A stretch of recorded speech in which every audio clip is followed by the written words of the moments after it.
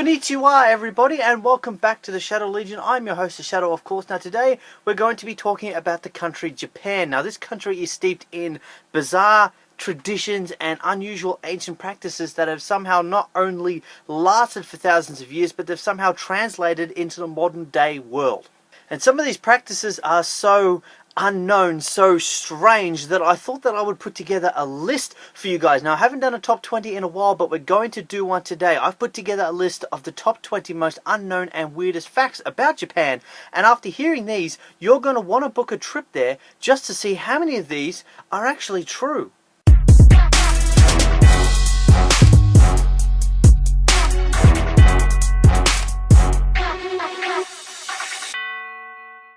And we start this list at number 20. Now at number 20, in Japan, the notions of being wrong and being different are actually expressed the same way, which is actually a pretty good notion. Just because someone is different doesn't necessarily make them wrong. In fact, it's gotten to a point where they actually have their own word for it. Chigao, down here. I don't know if I'm pronouncing that properly, but I love the notion.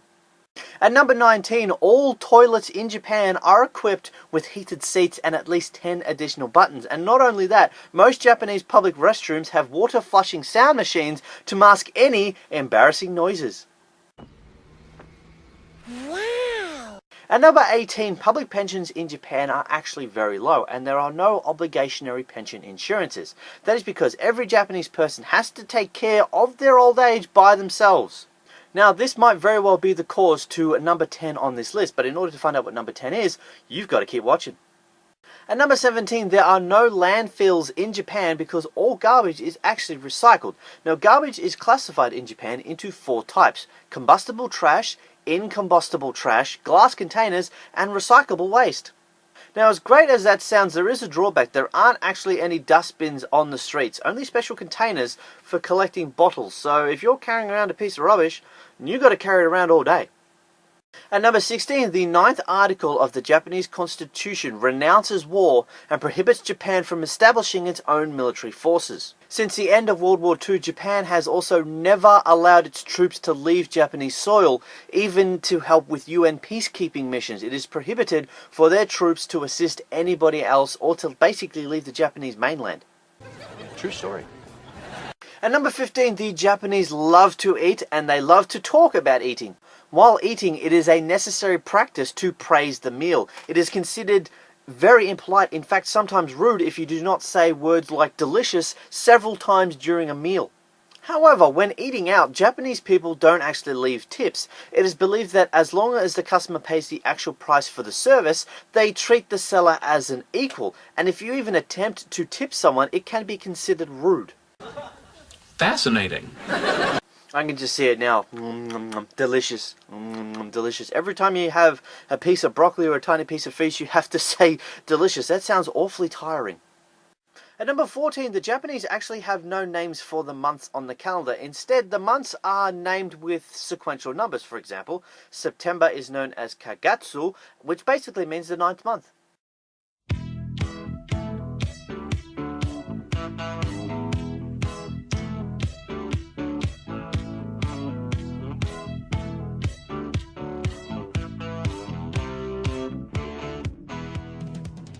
At number 13, there are no foreign workers in Japan. Now, according to Japanese law, the minimum wage for foreign workers is actually higher than the average salary of a Japanese citizen. That's why companies in Japan are far more likely to hire a Japanese citizen than an immigrant.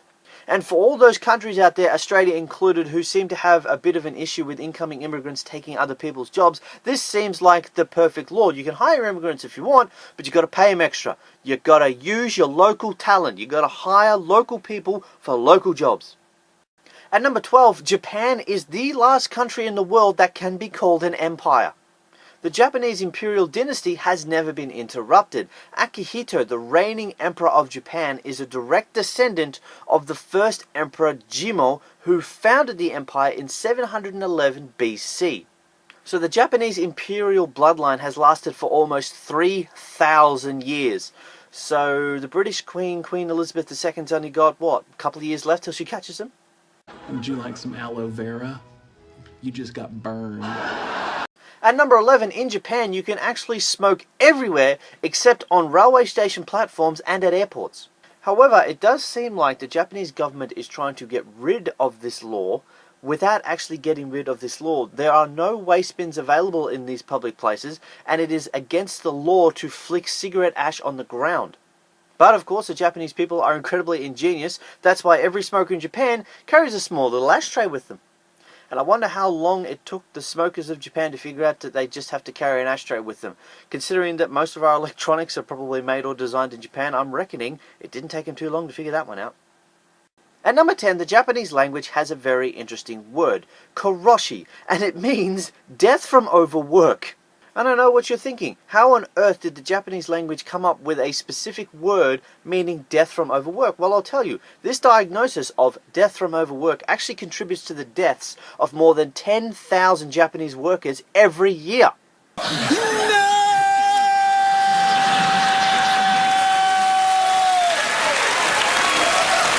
And to all those Japanese people out there who watch my videos, just go home and just relax, okay? Work is not everything. Family and friends and having fun is just as important as work. You don't need to kill yourself to make a living, okay? Just relax. We got that? Right, let's move on to the next one. At number 9, in all northern cities of Japan, streets and sidewalks are actually heated in winter, so there's no build-up of ice. Now, as modern as that may sound, most Japanese homes and apartments don't actually come with central heating. Most homes still to this day rely primarily on oil heaters and gas or kerosene stoves. So you have your mixture of your modern-day technology versus your ancient or medieval technology. Crisscross.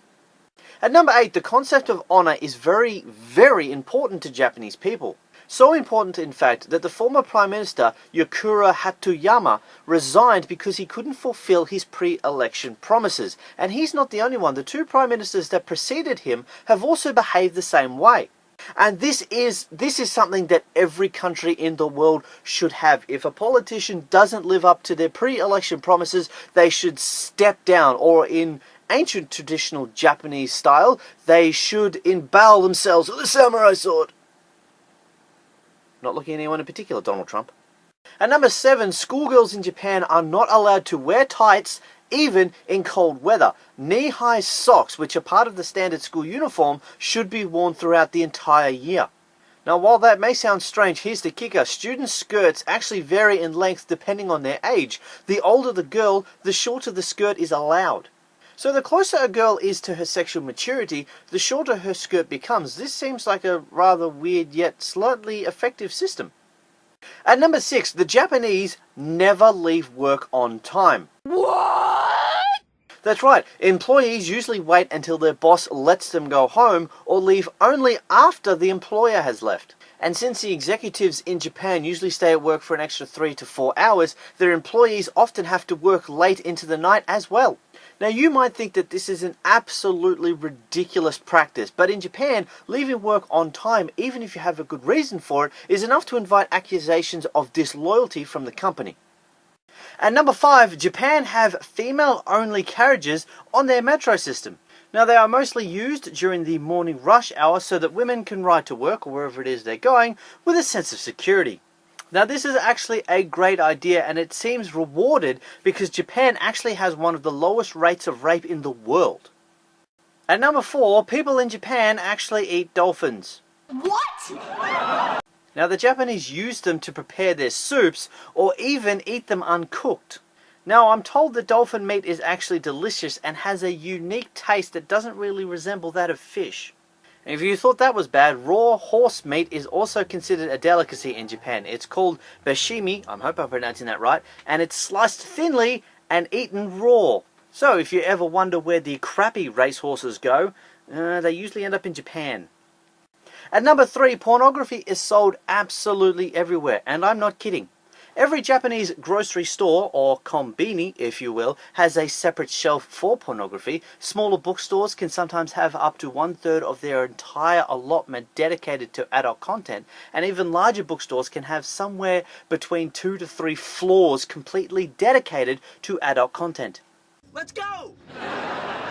Well, I know where I'm taking my next holiday. And at number 2 is a fact that I didn't believe to be true until I actually looked it up. Colonel Sanders is one of the major symbols of Christmas in Japan. That's right, Christmas. Now, this tradition isn't as strange as it seems. On Christmas Eve, the Japanese traditionally go to KFC and eat a large portion of chicken wings. Now, since the majority of Japanese people are either Buddhists or Shintoists, I think I've pronounced that right, they actually just celebrate Christmas for the fun of it. And let's be honest, KFC is absolutely delicious, so maybe the Japanese have got it right. Maybe instead of going to my auntie's traditional roast dinner this Christmas, maybe I could pick up a bucket of chicken from a KFC on the way. And at number 1 in Japan, it's usually the women who show their affection and give gifts to men on Valentine's Day.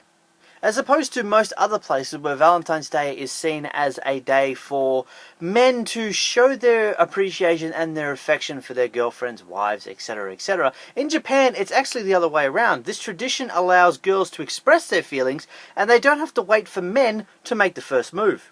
Now, while this tradition may seem practical, does that mean that most Japanese men stereotypically have trouble going up and speaking to members of the opposite sex? I'm gonna do it. I'm gonna ask her out. Anyway, there's been something I've wanted to ask you for a long time. What's that? Well, I was wondering if you're not too busy, if you'd be interested in telling me where the restroom is? And that's it for me today, guys. I hope you enjoyed this look at some unknown and weird facts about Japan. Please let me know in the comment section down below how much I butchered some of those Japanese words. I really did try my hardest, but obviously Japanese is not my second language, so it was a little bit difficult for me, but I hope you guys appreciate the effort. If you enjoyed this video, don't forget to hit the like button down below. You can follow me on Facebook and Twitter. Those links can be found in the description. And as always, don't forget to hit the red subscribe button down below so you don't miss a single notification when I upload. I upload a new video every second Sunday, and that's when I hope to see you guys next time with a brand new video. See you next time.